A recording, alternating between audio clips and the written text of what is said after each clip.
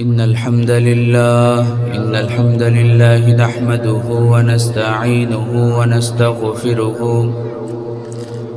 ونؤمن به ونتوكل عليه ونعوذ بالله من شرور أنفسنا ومن سيئات أعمالنا من يهده الله فلا مضل له ومن يضلله فلا هادي له أي فلن تجد له وليا مرشدا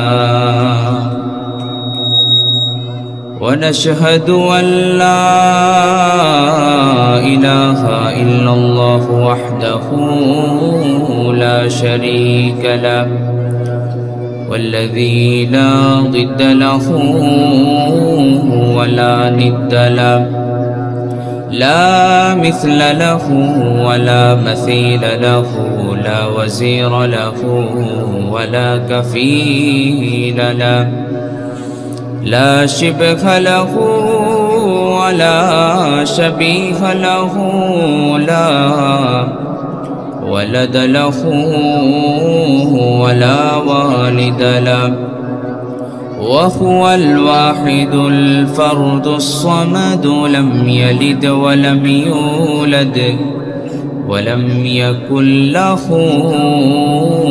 كفوا أحد ونشهد أن سيدنا ونبينا وحبيبنا وبشيرنا ونذيرنا وطبيبنا وطبيب أرواحنا وحبيبنا وحبيب ربنا محمدًا عبد الله ورسوله أرسله بالحق بشيرا ونذيرا وداعيا إلى الله بإذنه وسراجا وقمرا منيرا أما بعد فقد قال الله تعالى في كلامه المجيد وفي فرقانه الحميد أعوذ بالله من الشيطان الرجيم بسم الله الرحمن الرحيم نحن نقص عليك نبأهم بالحق إنهم فتية آمنوا بربهم وزدناهم هدى وقال تعالى إن الله وملائكته يصلون على النبي يا أيها الذين آمنوا صلوا عليه وسلموا تسليما اللهم صل على sound আরো বাড়ান এদিকে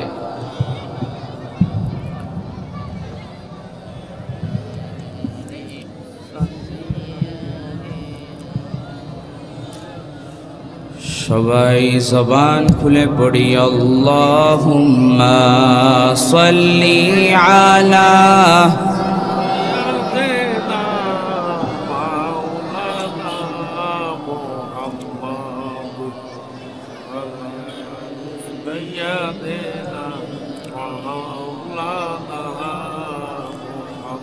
اللهم صل على محمد وعلى آل محمد كما صليت على إبراهيم وعلى آل إبراهيم إنك حميد مجيد اللهم بارك على محمد وعلى آل محمد كما باركت على إبراهيم وعلى آل إبراهيم إنك حميد مجيد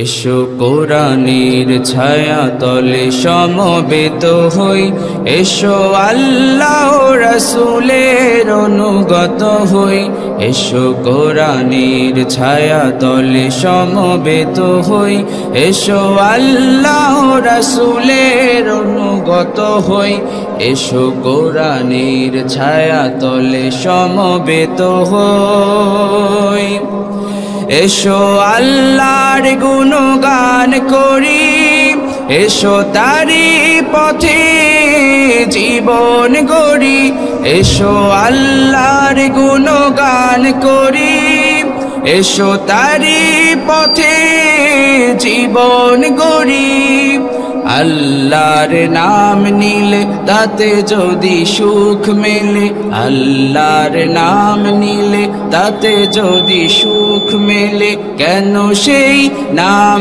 থেকে দূরে সরে রই কেন সেই নাম থেকে দূরে সরে রই এসো কোরআনের ছায়া তলে সমবেত হই এসো আল্লাহ রাসূলের অনুগত হই এসো কোরআনের ছায়া তলে সমবেত হই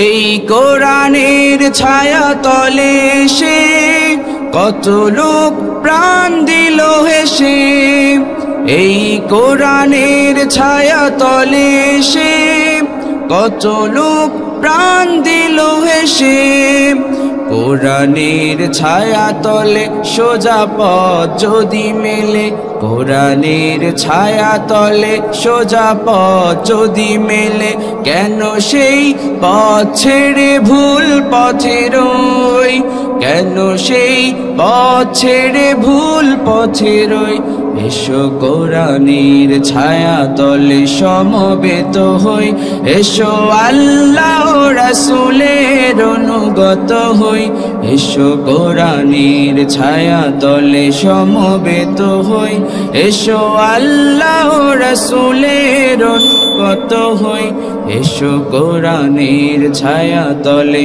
সমবেত হই সাউন্ডটা আগেই তো ভালো ছিল ভাই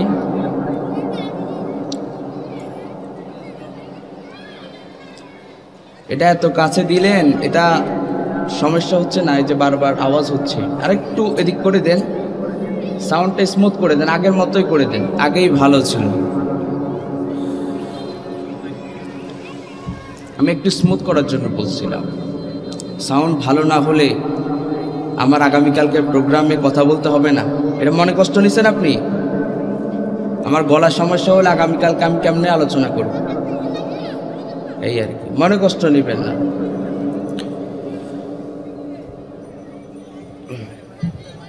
আগের মতো করে দেন সেম আগের মতো করে দেন এরা যে গান গাইলো ওই রকম করে দেন হ্যাঁ রাবিয়া বসরি মহিলা দাখিল মাদ্রাসার উদ্যোগে ষষ্ঠতম বার্ষিক ওয়াজ মাহফিলের সম্মানিত সুযোগ্য সভাপতি ডক্টর জালাল উদ্দিন মেনন সাহেব আতালাল্লাহু উমরাহু ওয়া বারাকাল্লাহু ফি হায়াতিহি আমরা সবাই বলি আমিন অনেকেই আমিন বলতে কষ্ট হচ্ছে নাকি আরেকজন ভাইয়ের জন্য আপনি দোয়া করলে দোয়াটা আপনার জন্যই আগে কবুল হবে এবার পড়েন আমিন আমিনের আওয়াজ একটু বাড়ছে বাঙালি ফজিলত ছাড়া কাজ করে না আজকে মাহফিলে আমার আগে কথা বলেছেন এবং যারাই কথা বলেছেন কথা বলবেন সবাই বিজ্ঞ আলেম, আমার ওস্তাদ সমতুল্য আলেম। আজকের মাহফিলে বিজ্ঞ ওলামায়ে কেরাম কথা বলেছেন মুফতি মোহাম্মদ ইলিয়াস সাহেব, আতিকুর রহমান সাহেব, কামরুজ্জামান সাহেব, শাহ মোহাম্মদ ইয়াসিন সাহেব এবং কথা বলবেন যাকে আপনারা প্রধান আকর্ষণ করেছেন হযরত মাওলানা রফিকুল্লাহ আফসারী সাহেব। যারাই কথা বলেছেন এবং কথা বলবেন সবাই কিন্তু বিজ্ঞ আলেম। আমি নগণ্য একজন মানুষ, অল্প কিছুক্ষণ আপনাদের সম্মুখে কিছু কথা বলার চেষ্টা করব ইনশাআল্লাহ। আজকের মাহফিলে আসতে পেরে আমরা খুশি না বেজার? খুশি না বেজার? আমরা খুশি, পরিমাণেও বেশি। জবান খুলে আমরা সবাই পড়ি আলহামদুলিল্লাহ, আলহামদুলিল্লাহ। আজকের এই চমৎকার আয়োজন যারা অ্যারেঞ্জ করেছে আমরা তাদের জন্য দোয়া করি, আল্লাহ তাআলা যেন তাদের হায়াতের মধ্যে, রিজিকের মধ্যে বরকত দিয়ে ভরপুর করে দেন। আমরা সবাই বলি আমিন। এই মাহফিলকে বাস্তবায়ন করতে যে টাকা দিয়ে, পয়সা দিয়ে, শ্রম দিয়ে, বুদ্ধি দিয়ে যে যেভাবেই সহযোগিতা করেছে সবার জন্য আমরা দোয়া করছি, আল্লাহ তাআলা যেন সবার হায়াতের মধ্যে, রিজিকের মধ্যে বরকতের ফল্লুধারা নাজিল করে। আমরা সবাই পড়ি আমিন। আমি আজকে যেই সূরা থেকে যে আয়াত তিলাওয়াত করেছি সূরার নাম হচ্ছে সূরা কাহাফ। সবাই আমার সাথে কথা বলতে হবে। সূরার নাম কি বললাম? কাহাফ। মাশাআল্লাহ, এভাবে করে আওয়াজ করবেন, কিছুক্ষণ আপনাদের সম্মুখে আমি কথা বলতে পারবো আওয়াজ করলে। পারবেন তো ইনশাআল্লাহ? সবাই তিনটা তাকবীর বলেন, তাহলে যাদের ঘুম জিমানি আছে তারা ঘুম জিমানি এটা চলে যাবে। লিল্লাহি তাকবীর, লিল্লাহি তাকবীর। মাশাআল্লাহ। তাহলে আমি যে আয়াত কারিমা তিলাওয়াত করেছি কোন সূরা থেকে? সূরা কাহাফ। এই সূরাটি মাক্কি সূরা। এই সূরাটি কি সূরা? এটি কোরআনে কারীমের 18তম সূরা। এই সূরাটি আয়াত আছে 110টা। মোটামুটি আমরা এই সূরার প্রাইমারি ইনফরমেশন জেনে ফেলেছি আলহামদুলিল্লাহ। আসেন আমরা এবার এই সূরার ফজিলত সম্পর্কে জানব। ফজিলত জেনে, শানে নুজুল জেনে এরপর আমরা যে আয়াতে কারিমা তিলাওয়াত করেছি সেখান থেকে কিছু কথা বলবো ইনশাআল্লাহ। এই সূরাটি এমন ফজিলতপূর্ণ সূরা, আল্লাহর হাবিব সাল্লাল্লাহু আলাইহি ওয়াসাল্লাম বলেন, মান ক্বারা সূরাতাল কাহফ ফি ইয়াউমিল জুমআতি আদাআ লাহুন নূর মা বাইনাল জুমআতাইন। এই সূরাতুল কাহফ আল্লাহর কোন গোলাম যদি জুমাবারে তিলাওয়াত করে, এক জুমা থেকে আগামী জুমাবার পর্যন্ত ওই বান্দার ইমানের মধ্যে নূর চমকাই দিবেন যিনি। সবাই আওয়াজ করে বলেন তিনি কে? আবার বিশ্বনবী বলেন, মান হাফিজা 10 আয়াতিন মিন আউয়ালি সূরাতিল কাহফি উসিমা মিনাদ দাজ্জাল। এই সূরাটি এমন ফজিলতপূর্ণ সূরা, এমন ফজিলতপূর্ণ সূরা। এই সূরাটি যারা নিয়মিত আমল করবে এবং হিফজ করবে, প্রথম 10টি আয়াত যারা হিফজ করবে, মুখস্থ করবে, রব্বুল আলামিন তাকে ভয়ঙ্করতম ফিতনা, দাজ্জালের ফিতনা, শেষ জামানার কয়েকটা ভয়ঙ্করতম ফিতনার মধ্যে অন্যতম একটা ফিতনা হলো দাজ্জালের ফিতনা। দাজ্জালের ফিতনা থেকে যদি আপনি বাঁচতে চান এই সূরাতুল কাহফের প্রথম 10টি আয়াত মুখস্থ করার দরকার আছে না নাই? আল্লাহর হাবিব সাল্লাল্লাহু আলাইহি ওয়াসাল্লাম বলেন, এই সূরার প্রথম 10টি আয়াত যদি কেউ মুখস্থ করতে পারে, কেউ হিফজ করতে পারলে, রব্বুল আলামিন তাকে দাজ্জালের ফিতনা, ভয়ঙ্করতম ফিতনা দাজ্জালের ফিতনা থেকে হেফাজত করবেন। সবাই পড়ি সুবহানাল্লাহ। আবার অন্য হাদিসে এসেছে আল্লাহর কোন গোলাম যদি এই সূরার শেষ 10টি আয়াত মুখস্থ করতে পারে, রাব্বুল আলামিন তাকেও দাজ্জালের ফিতনা থেকে হেফাজত করবেন। সুবহানাল্লাহ পড়েন। তাহলে মোটামুটি আমরা এই সূরার ফজিলত জানলাম, এই সূরার ফজিলত জানলাম। ফজিলত জেনে এরপরে আমল করারও দরকার আছে না নাই? আল্লাহ তাআলা আমাদেরকে আমল করার তৌফিক দান করুন। আরো জোরে বলি আমিন। এবার আসেন এই সূরা নাজিল হওয়ার প্রেক্ষাপটটা শুনি। কোরআনে কারীমে যতগুলো সূরা আছে প্রতিটা সূরার একটা শানে নজুল আছে, একটা ব্যাকগ্রাউন্ড আছে। তেমনি ভাবে এই সূরারও একটা শানে নজুল আছে, একটা ব্যাকগ্রাউন্ড আছে। আল্লাহর নবী যখন দাওয়াতি কার্যক্রম শুরু করলেন, কোরআনের দাওয়াত দেওয়া যখন শুরু করলেন, বিশ্ব নবীর উপর যত ধরনের জুলুম অত্যাচার, যত ধরনের জুলুম নির্যাতন আছে কাফের মুশরিকরা আমার নবীর উপরে করেছে। জুলুম নির্যাতনের স্ট্রিমলার চালিয়েছে, জুলুম নির্যাতনের স্ট্রিমলার চালিয়েছে কাফের মুশরিকরা। আমার নবী কোরআনের দাওয়াত দেওয়ার কারণে যেমনি ভাবে জুলুম নির্যাতন সহ্য করতে হয়েছে, আমার নবীকে তারা জুলুম অত্যাচার তো করেছেই, আবার তারা বিভিন্ন ধরনের আমার নবীকে গালিগালাজ করেছে। আমার নবীকে তারা কোরআন প্রচার করার কারণে, কোরআনের দাওয়াত দেওয়ার কারণে মজনুন বলেছে, পাগল বলেছে। কাফের মুশরিকরা এমন কোন গালিরাই আমার নবীর শানে তারা ব্যবহার করে নাই। যত ধরনের গালিগালাজ আছে তারা আমার নবীর শানে ব্যবহার করেছে। পড়েন না আউযু বিল্লাহ। বিশ্বনবী কোরআনের দাওয়াত প্রচার করার কারণে, কোরআন প্রচার করার কারণে, কোরআনের আয়াতগুলো প্রচার করার কারণে যেমনি ভাবে আমার নবীর উপরে জুলুম অত্যাচার এসেছে, তেমনি ভাবে এই যুগেও কোরআন প্রচার করলে, কোরআনের আয়াতগুলো প্রচার করলে, কোরআনের আয়াতগুলো ব্যাখ্যা করলে জুলুম অত্যাচার এখনো আছে না নাই? আরো আস্তে কোন আছে না নাই? এই কোরআন যারা প্রচার করে, এই কোরআনের হক কথাগুলো যারা বলে, এদের উপরে জুলুম অত্যাচার আছে না নাই? জুলুম অত্যাচার আসবে। এই জুলুম অত্যাচার, এই ফাঁসির কাজটাকে উপেক্ষা করে কোরআনের দাওয়াত দিয়ে যেতে হবে। আমার নবী দাওয়াত দেওয়ার কারণে মার খেয়েছে, জুলুম অত্যাচারের শিকার হয়েছে। হয়তো এই যুগের আলেমদেরকেও মার খেতে হবে, ফাঁসির কাস্টে ঝুলতে হবে। এরপরেও কোরআনের পথ থেকে 1 ইঞ্চি পরিমাণ আমরা সরে দাঁড়াবো না। পড়েন ইনশাআল্লাহ।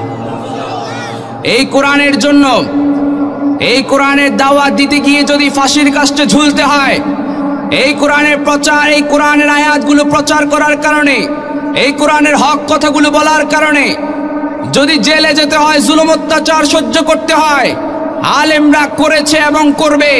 কারণ আলেমরা তাদের নিজেদের জীবনের চাইতে এই কোরআনকে বেশি ভালোবাসে। ঠিক কিনা বলেন? এই কোরআনের প্রচার করলে জুলুম অত্যাচার আসবে। জুলুম নির্যাতন উপেক্ষা করে এই কোরআনের দাওয়াত গোটা পৃথিবীতে আমাদেরকে ছড়িয়ে দিতে হবে। চিল্লায় বলেন ঠিক কিনা? এই কোরআন, এটা আমাদের জান, এটা আমাদের প্রাণ। এইটা নিয়ে কোনো বেয়াদব, কোনো কটু মন্তব্য করলে আমরা তাকে ছেড়ে দিতে পারি না। চিৎকার করে বলেন ঠিক কিনা? এই কোরআনের জন্য আমরা জীবন দিতে জানি, এই কোরআনের জন্য আমরা ফাঁসির কাস্টে ঝুলতে জানি। ঠিক কিনা বলো? এই কোরআনের জন্য যদি জীবন দিতে হয়, এই কোরআনের জন্য যদি ফাঁসির কাস্টে ঝুলতে হয়, কারা কারা রাজি আছো? তুই হাত তুলে আল্লাহকে দেখায় দাও। লিল্লাহি তাকবীর। আল্লাহ কবুল করুন।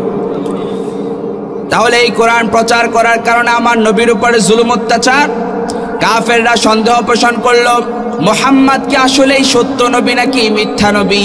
এটা জানতে পারে আগেরকার যুগের পণ্ডিতরা, আগেরকার যুগের আলেমরা, আগেরকার যুগের পণ্ডিতরা, ইহুদি পণ্ডিতরা।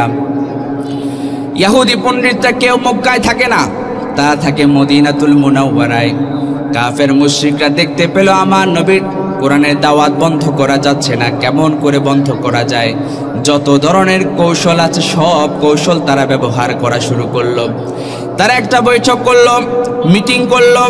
ওই মিটিংয়ে তারা 2 জনকে সিলেক্ট করলো, নজর ইবনে হারিস এবং আরেকজনকে সিলেক্ট করলো উকবা ইবনে আবি মুআইন। এই 2 জনকে সিলেক্ট করলো মদিনাতুল মুনাওয়ারায় পাঠানোর জন্য। কেন পাঠাবে? যাতে করে তারা ইয়াহুদি পণ্ডিতদের কাছ থেকে কিছু টিপস নিয়ে আসতে পারে। তারা সন্দেহ পোষণ করলো, মুহাম্মদ কি আসলেই সত্য নবী নাকি মিথ্যা নবী? বলেন তো, আমাদের নবী, প্রাণের নবী, বিশ্ব নবী মুহাম্মদুর রাসূলুল্লাহ সত্য নবী নাকি মিথ্যা নবী? কারো কোনো সন্দেহ আছে? যারা কথা বলেন নাই তাদের সন্দেহ আছে। আমাদের নবী সত্য নবী নাকি মিথ্যা নবী? সত্য নবী। তারা সন্দেহ পোষণ করলো, তারা দুইজনকে সিলেক্ট করলো, ইহুদি পণ্ডিতদের কাছে পাঠাবে যাতে করে তারা কিছু বুদ্ধি দিতে পারে যে আসলেই কি মুহাম্মদ সত্য নবী না মিথ্যা নবী। তারা দুজন মদিনাতুল মুনাওয়ারায় চলে গেল। মদিনায় চলে যাওয়ার পরে ইহুদি পণ্ডিতদের কাছ থেকে পরামর্শ নিল যে আমাদের এলাকায় একজন লোক, তার নাম হচ্ছে মুহাম্মদ, আমরা বলি সাল্লাল্লাহু আলাইহি ওয়াসাল্লাম, সে নিজেকে নবী দাবি করছে। আমরা সন্দেহ পোষণ করছি সে কি আসলেই সত্য নবী না মিথ্যা নবী। আমাদেরকে কিছু টিপস দেন, আমাদেরকে সাজেশন দেন। তখন ইহুদি পণ্ডিতরা তাদেরকে 3টা টিপস দিল। সবাই আওয়াজ করে বলেন, কয়টা টিপস দিল? 3টা টিপস দিল। 1 নাম্বার টিপস, নাম্বার 1, 1 নাম্বার হচ্ছে তোমরা ওই মুহাম্মাদের কাছে গিয়ে বলবা, ওই মুহাম্মাদের কাছে গিয়ে প্রশ্ন করবা যে ওই সমস্ত তরুণ যুবক সম্পর্কে আমাদেরকে বলেন, যেই সমস্ত তরুণ যুবকরা ঈমান রক্ষার্থে গুহায় আশ্রয় গ্রহণ করেছে। কিসে আশ্রয় গ্রহণ করেছে? গুহায় আশ্রয় গ্রহণ করেছে। এরপরে 2 নাম্বার টিপস তাদেরকে শিখালো, ইয়াসআলুনাকা আনির রূহ, রূহটা কি, এই ব্যাপারে তোমরা ওই মুহাম্মাদের কাছে গিয়ে প্রশ্ন করবা। 3 নাম্বার টিপস তারা শিখিয়ে দিল, ওয়াসআলুনাকা আন যিলকরনাইন, বাদশা সম্পর্কে তাকে জিজ্ঞেস করবা। ওই মুহাম্মাদকে এই 3টা প্রশ্ন করবা। ওই 3টা প্রশ্নের জবাব যদি মুহাম্মদ দিতে পারে তাহলে বুঝবা সে সত্য নবী, আর যদি দিতে না পারে তাহলে বুঝবা সে মিথ্যা। তারা চলে গেল মক্কাতুল মুকাররমায়, তারা চলে গেল। তারা যাওয়ার পরে কাফের মুশরিকদের লিডার যারা সবাই, তারা মোটামুটি একটা ভাব চলে আসলো, কি জানি নিয়ে আসলো ইহুদি পণ্ডিতদের কাছ থেকে। তাদেরকে জিজ্ঞাসা করা শুরু করলো, কি টিপস নিয়ে আসলা, তাড়াতাড়ি বলো। তারা বলল যে বলার দরকার নাই, চলো আগে মুহাম্মাদের কাছে চলো, সবাই আমরা পড়ি সাল্লাল্লাহু, সবাই মুহাম্মাদের কাছে চলো। তাকে গিয়ে আমরা 3টা প্রশ্ন করব। এই 3টা প্রশ্নের জবাব যদি সে দিতে পারে তাহলে বুঝবা সে সত্য নবী, আর যদি দিতে না পারে তাহলে বুঝবা সে মিথ্যা নবী। 3টা প্রশ্নের জবাব আমার নবীর কাছে তারা চলে গেল। আল্লাহর নবীর কাছে গিয়ে তারা প্রশ্ন করা শুরু করলো, ও মুহাম্মদ, আমরা বলি সাল্লাল্লাহু, আমাদের এই 3টা প্রশ্নের জবাব দাও। এই 3টা প্রশ্নের জবাব দাও। 1টা 2টা 3টা প্রশ্ন করলো। করার পরে আমার নবী বললেন, যাও আগামীকাল এসো, আগামীকাল এসো। পরবর্তীতে তারা পরের দিন যখন আসলো, আমার নবী তখনও বলল আগামীকাল এসো। আবার পরের দিন আসলো, কাফেররা পরের দিন আসলো, আমার নবী একই কথা বললেন, যাও আগামীকাল এসো। এইভাবে করে 1 দিন নয়, 2 দিন নয়, 3 দিন নয়, টানা 15 দিন। কোন বর্ণনায় এসেছে টানা 15 দিন আমার নবীর উপরে ওহী আসে নাই। অর্থাৎ তাদেরকে যে বলল আগামীকাল এসো, কারণ আমার নবীর উপরে রাতের বেলায় জিবরিল আমিন এসে আমার নবীকে কোরআনে কারীমের আয়াত নাজিল করে দিলে আমার নবী তাদেরকে আগামীকাল বলতে পারতো, ঠিক কিনা বলে? আমার নবী মন গড়া একটা কথাও তিনি বলেন, একটা কথাও তিনি বলেন না। আমার নবীর উপরে যে ওহী নাজিল করা হতো ওই ওহীর আলোকে তিনি কথা বলতেন। একটা মিথ্যা কথাও আমার নবীর জীবনে আমার নবী বলে। তাদেরকে বলল আগামীকাল এসো, এভাবে করে বারবার যখন তাদেরকে বলা শুরু করলো আগামীকাল এসো, তারা যখন দেখতে পেল মুহাম্মদ সাল্লাল্লাহু আলাইহি ওয়াসাল্লাম জবাব দিতে পারছে না, এবার তারা আমার নবীকে নিয়ে বিভিন্ন ধরনের কটু মন্তব্য করা শুরু করলো। আল্লাহর নবীর আপন চাচি উম্মে জামিল বলেই ফেললো, মুহাম্মাদের উপরে এতদিন যেই জিনটা ভর করেছিল সেই জিনটা মুহাম্মাদকে ছেড়ে চলে গেছে। পড়েন নাউযু বিল্লাহ। অর্থাৎ জিবরিল আমিন যা আসতো, ওই উম্মে জামিল আবুল আহাবের স্ত্রী বলেই ফেললো যে আমার মুহাম্মাদের উপরে এতদিন যেই জিনটা আসতো সেই জিনটা মুহাম্মাদকে ছেড়ে চলে গেছে। নাউযু বিল্লাহ পড়বেন না। এইভাবে করে 15 দিন পর্যন্ত আমার নবীর উপরে ওহী আসে নাই। বিশ্ব নবী সাল্লাল্লাহু আলাইহি ওয়াসাল্লাম পেরেশান হয়ে গেলেন, টেনশনে পড়ে গেলেন। কি কারণে আমার নবীর উপরে ওহী আসে না? কি জন্য আমি ভুল করলাম, কি ভুল করলাম, কি অপরাধ করলাম, কেন জিবরিল আমিন আমার কাছে আসে না? আল্লাহর নবী হতাশ হয়ে গেলেন, পেরেশান হয়ে গেলেন। কি ভুল করলাম, হঠাৎ করে জিবরিল আমিন আসছে না কেন? মক্কা চত্বরে বসে আছে, হঠাৎ করে জিবরিল আমিন কোন বর্ণনায় 70,000 ফেরেশতার বহর নিয়ে আমার নবীর কাছে সেই সূরাতুল কাহাফ নাজিল করলেন। পড়েন সুবহানাল্লাহ। শুনতেছেন? আর কয়েক মিনিট শোনা যাবে। একবারে মুনাজাত পর্যন্ত কারা কারা থাকবেন একটু হাত দেখি। লিল্লাহে তাকবীর, লিল্লাহে তাকবীর। জিবরিল আমিনকে প্রশ্ন করলো, কি কারণে এই 15 দিন আমার কাছে আসলা না? কি অপরাধ করলাম, কি ভুল করলাম, কি অন্যায় করলাম, কি জন্য আমার কাছে এই 15টা দিন আসলা না? তখন জিবরিল আমিন বলল, ও নবী, আমি তো আমার মনে যা চাই তাই করতে পারি না, আমি আমার মন মতো আপনার কাছে আসতে পারি না। আল্লাহ তাআলা আমাকে হুকুম করলে তবেই আপনার কাছে আসতে পারি। আল্লাহ তাআলা এতদিন অর্ডার করেন নাই, তখন আসতে পারি না। এখন আল্লাহ তাআলা অর্ডার করলেন, এজন্যই আমি আসতে পেরেছি। পড়েন সুবহানাল্লাহ।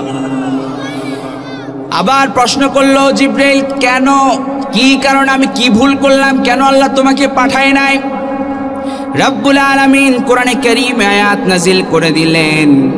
রব্বুল আলামিন বলেন, ওয়ালা তাকুলান্না লিশাইইন ইন্নী ফাইলুন যালিকা গাদা ইল্লা আন ইয়াশা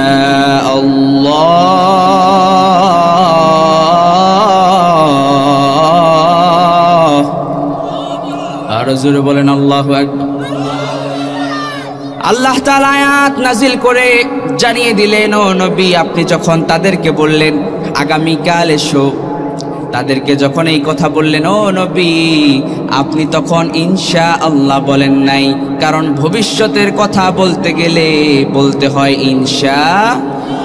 আর জোরে বলেন ইনশা। এখান থেকে মাহফিল শেষ করে আমরা বাড়িতে যাব ইনশাআল্লাহ বলে নাই। এজন্য আমার নবীর উপরে 15 দিন ওহী নাজিল করেন নাই। যিনি আওয়াজ করে বলেন তিনি কে? এবার আসেন মূল ঘটনায়। আমি যে আয়াতে কারিমা তিলাওয়াত করলাম, আল্লাহ রাব্বুল আলামিন বলেন, যে আয়াতে কারিমা তিলাওয়াত করলাম, ওই যে তারা প্রশ্ন করলো, ওই সমস্ত তরুণ যুবক সম্পর্কে বলো যেই সমস্ত তরুণ যুবকরা ঈমান রক্ষার্থে, ঈমানের জন্য গুহায় আশ্রয় গ্রহণ করেছে। ওই প্রশ্নের জবাব, 2টা প্রশ্নের জবাব সূরা কাহাফের মধ্যে আল্লাহ তাআলা দিয়েছেন, আরেকটা প্রশ্নের জবাব সূরা বনী ইসরাঈলের মধ্যে দিয়েছেন। 2টা প্রশ্নের জবাবের মধ্যে একটা প্রশ্ন ছিল, ওই সমস্ত তরুণ যুবক সম্পর্কে আমাদেরকে বলেন যে সমস্ত তরুণ যুবকরা ঈমান রক্ষার্থে গুহায় আশ্রয় গ্রহণ করেছে। এবার আল্লাহ তাআলা ঘটনা বর্ণনা করছেন। আল্লাহ তাআলা ঘটনা বর্ণনা করলে মিথ্যা মনে হয় থাকতে পারে? কথা বলেন। আমাদের ঘটনার মধ্যে আপনি কাউকে কোনো ঘটনা বর্ণনা করছেন, এর মধ্যে মিথ্যা কথা থাকতে পারে কি পারে না? আমাদের কথার মধ্যে মিথ্যা থাকতে পারে, কিন্তু আল্লাহর কথার মধ্যে কোনো মিথ্যা থাকতে পারে? ঘটনা বর্ণনা করছেন যিনি, আওয়াজ করে বলেন তিনি কে? আরো আওয়াজ করে বলেন তিনি কে? আল্লাহর নাম নিতে আপনাদের খারাপ লাগে? ভালো লাগে না? আল্লাহু নাম যতই জপি ততই মধুর লাগে, নামে এত মধু থাকে কে জানি তো আগে।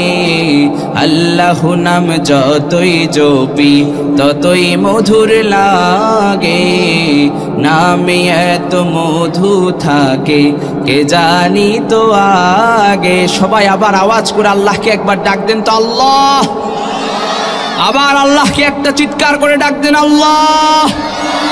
আবার আল্লাহকে আরেকটা চিৎকার করে ডাক দেন, আল্লাহ। আল্লাহ কবুল করুন। আল্লাহ ঘটনা বর্ণনা করছেন, নাহনু নাকুসসু আলাইকা নাবাআহুম বিল হাক্কি ইন্নাহুম ফিতয়াতুন আমানু বিরাব্বিহিম ওয়া জিদনাহুম হুদা।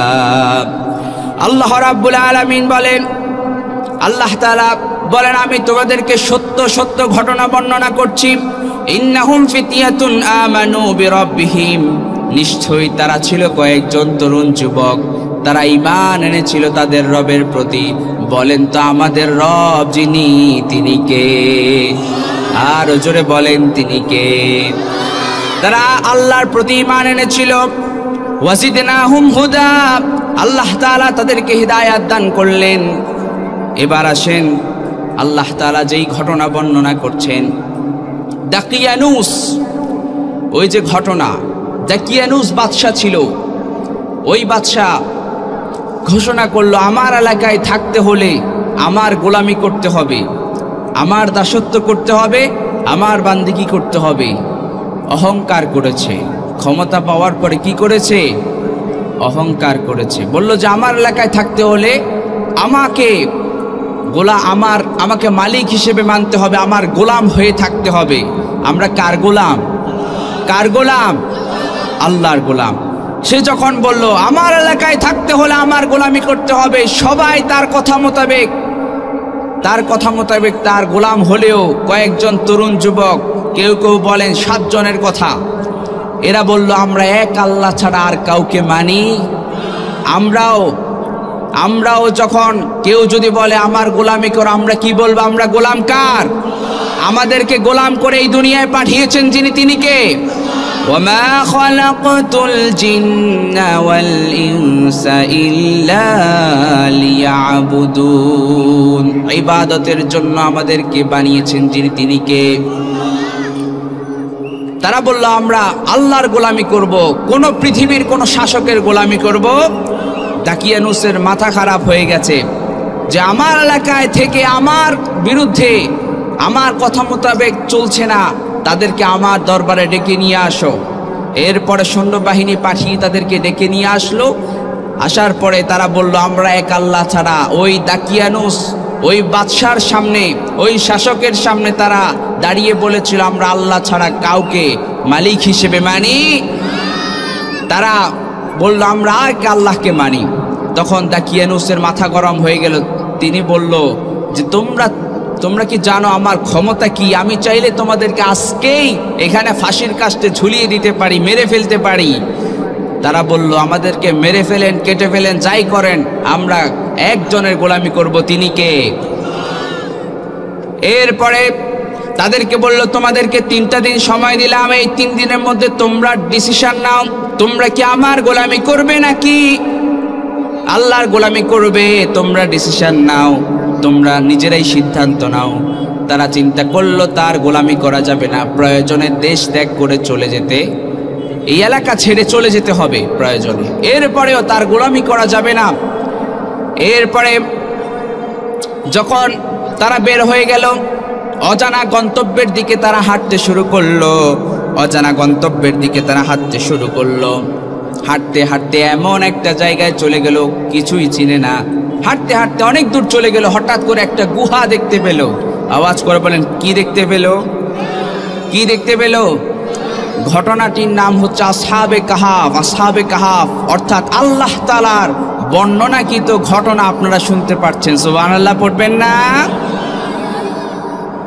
আমার ভাইয়েরা, তারা যখন গুহায় আশ্রয় গ্রহণ করলো, গুহায় আশ্রয় গ্রহণ করে তারা বলতে লাগলো ইয আওয়াল ফিতয়াতু ইলাল কাহফি ফাকালু রব্বানা আতিনা মিন লাদুনকা রাহমা ওয়া হাইয়্যি লানা মিন আমরিনা রাশাদা।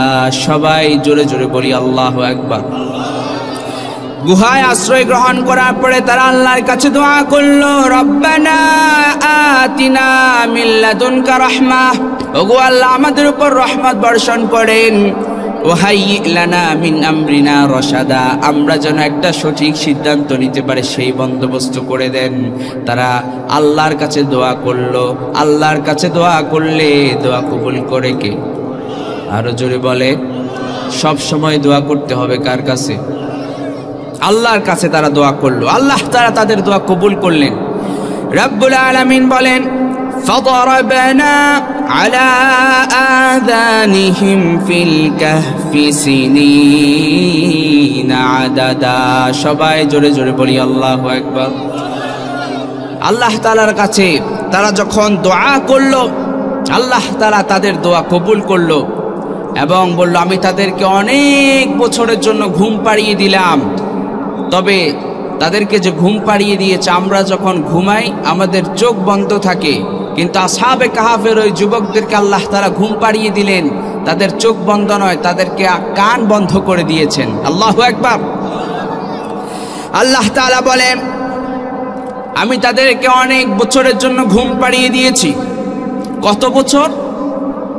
আল্লাহ তাআলা কোরআনে কারীমে জানিয়ে দিলেন, ওয়ালাবিথু ফি কাহফিহিম 300 সিনিনা ওয়াজদাদু 9। আল্লাহ তাআলা তাদেরকে ঘুম পাড়িয়ে দিলেন 309 বছরের জন্য। সুবহানাল্লাহ পড়বেন না? কত বছরের জন্য? 309 বছরের জন্য তাদেরকে ঘুম পাড়িয়ে দিলেন। যিনি, তিনি কে? 3 দিন ঘুমাতে পারবেন একটা না? কারো পক্ষে সম্ভব? আল্লাহ তাআলা তাদেরকে ঘুম পাড়িয়ে দিলেন কত বছরের জন্য? 309 বছরের জন্য তাদেরকে ঘুম পাড়িয়ে দিলেন। কত সুন্দর করে তাদেরকে ঘুম পাড়িয়ে দিলেন, কত সুন্দর করে তাদেরকে ঘুম পাড়িয়ে দিলেন। আপনাদের প্রশ্ন জাগতে পারে, সূর্যের আলো কি তাদেরকে দেখে না? এই যে তারা একটানা 309 বছর পর্যন্ত সেখানে ঘুমাবে, সূর্যের আলো কি তারা দেখবে না? এটা প্রশ্ন জাগে কি জাগে না? কথা বলেন। আল্লাহ তাআলা তাদেরকে কত চমৎকার করে ঘুম পাড়ালেন। আল্লাহ নিজেই বলছেন, ওয়াতারাশ শামসা ইযা তালাআত তাযাওয়ারু আন কাহফিহিম যাতাল ইয়ামিন ওয়া ইযা গরাবাত তাকরিদুহুম যাতাশ শিমাল।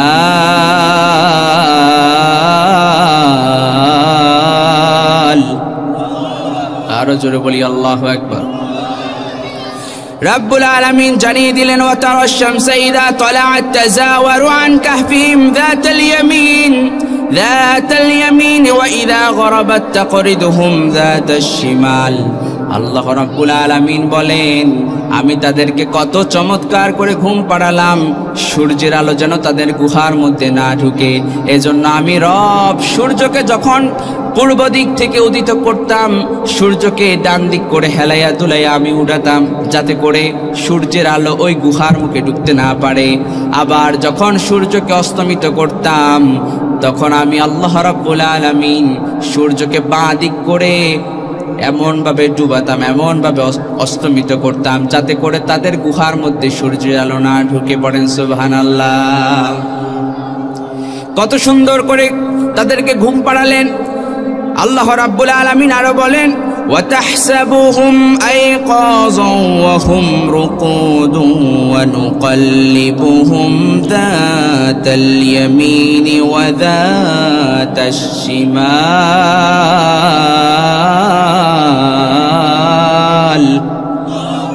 জোরে বলি আল্লাহু আকবার।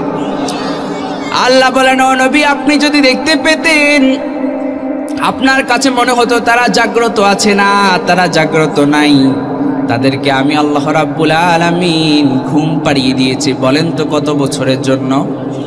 সবাই বলেন কত বছর?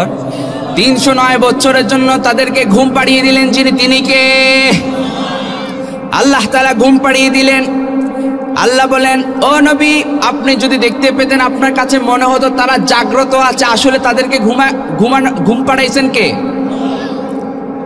জাগ্রত আছে কেন বললেন? ওই যে আল্লাহ তাআলা ঘুম পাড়িয়ে দিয়েছেন, তাদের কান বন্ধ করে দিয়েছেন, চোখ বন্ধ করেন নাই। এজন্যই নবীকে বলছেন, ও নবী, আপনি দেখলে মনে হতো আপনার কাছে ওনারা জাগ্রত আছে, আসলেই তাদেরকে ঘুম পাড়াই দিলেন কে? আল্লাহ রাব্বুল আলামিন। এরপরে বলেন, ওয়ানুকাল্লিবুহুম যাতাল ইয়ামিনি ওয়া যাতাশ শিমাল, তাদেরকে যে ঘুম পাড়ালেন, একটানা একভাবে যদি তারা শুয়ে থাকে তাদেরকে পোকামাকড় খেয়ে ফেলবে।